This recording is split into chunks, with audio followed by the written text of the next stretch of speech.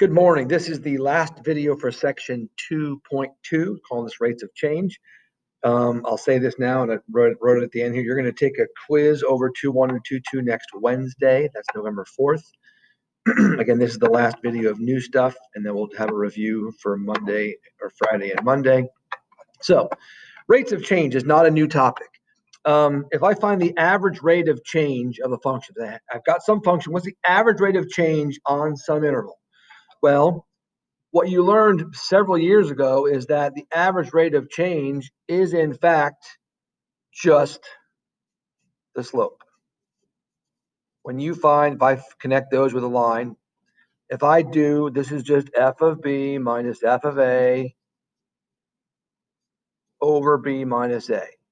So be careful, because sometimes a question will ask, find the average rate of change of a function.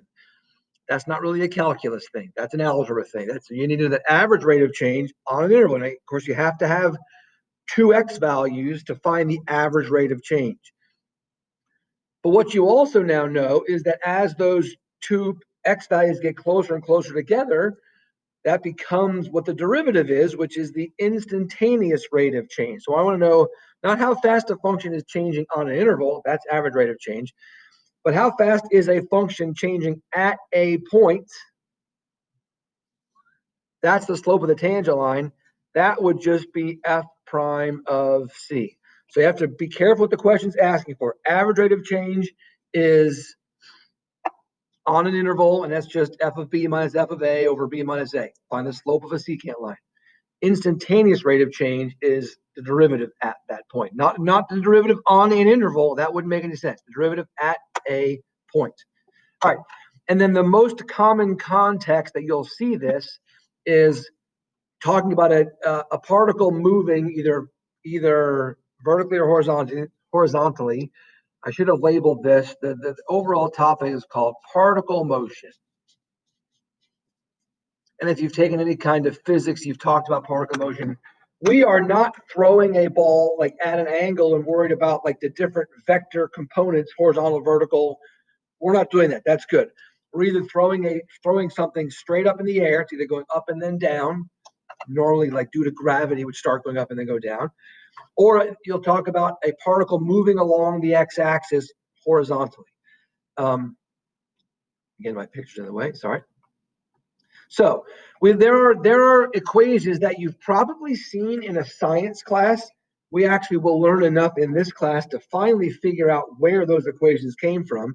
But I'm a little bit hoping that you recognize, come on, there we go, recognize these two position functions.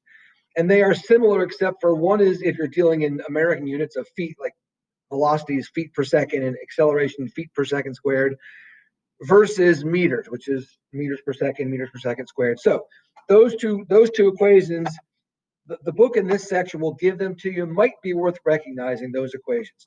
That negative 32, that's the acceleration due to gravity.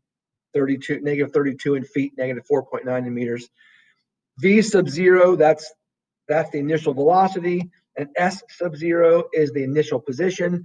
And then you just have to know kind of the convention down here that if the velocity is positive, that means if it's vertical motion, that means the particle is traveling upward, and negative is downward.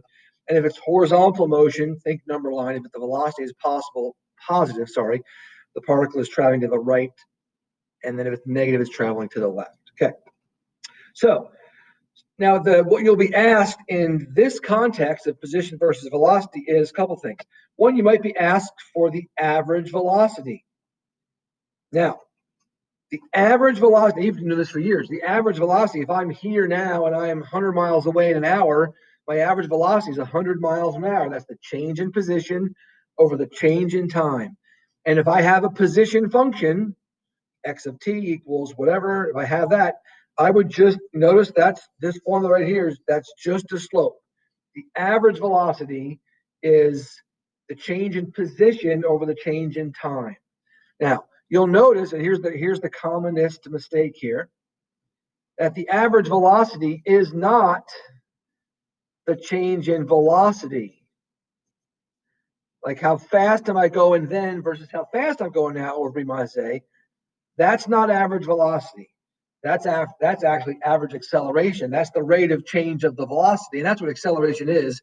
So just got to be careful when it asks for the average velocity. We're actually using the position function, so it's not that, although it's tempting.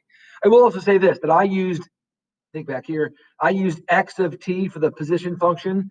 Sometimes you'll see it called p of t for position. I've seen it called s of t. Really, any variable at all can be used for position. You almost always see velocity as v, because v stands for velocity. Not that it would have to be, but I'll use x of t. I use t because we're talking about time. What's the velocity as a function of time? So that's the average velocity, as opposed to it asks for the instantaneous velocity.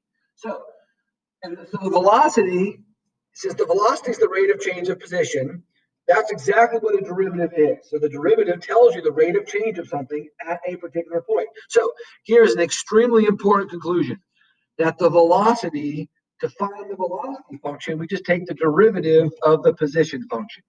So for instance, if x of t equals negative 16t squared plus, I don't know, 40t plus 85, that's my position of a particle at time t. I could plug in numbers for t and I could figure out either how high the particle is, the position vertically or the position horizontally. If I said find the velocity of the particle at time 7. So if the question said find v of 7, you'd have to know to find the velocity, you take the derivative of the position function. So v of t would be x prime of t. Now it's just taking derivatives like we've been doing in this section. And in that case, that would be, what's the derivative of this position? I move the 2 out front, I get negative 32t. I think it's plus 40. Like there's the velocity. Now, if I wanted the velocity at 7, I would just do v of 7. So v of 7, where's my v? There it is.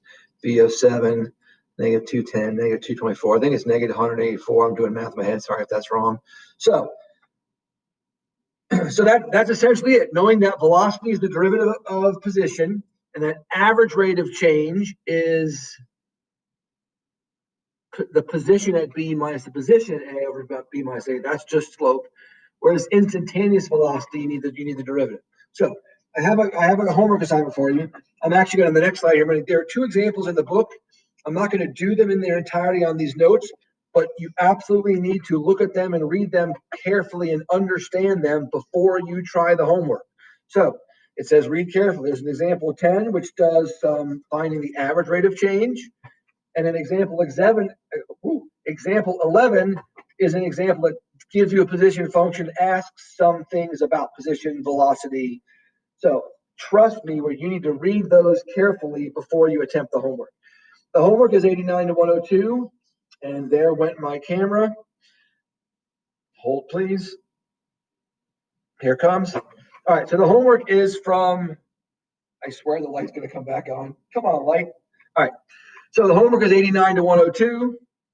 Got my picture. There I am. Sorry. Really 3 sections. First section is some average velocity questions. The next section is some position and velocity, context, particle motion questions. The last 4 give you some pictures of a position function and ask you to sketch the velocity, and vice versa. I'll remind you that the velocity is the derivative of the position, and the derivative means the slope of the position. So I think there'll be a little bit of struggling on probably this whole assignment. I'm okay with that. This is why I say here, I will make a video at some point soon going over the odd ones, which should help you with the even ones. So I know you've got something else, other stuff too. I'm not sure when you'll get to this.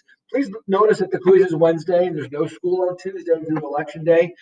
So I will post a review on Friday and give you an answer key on Monday.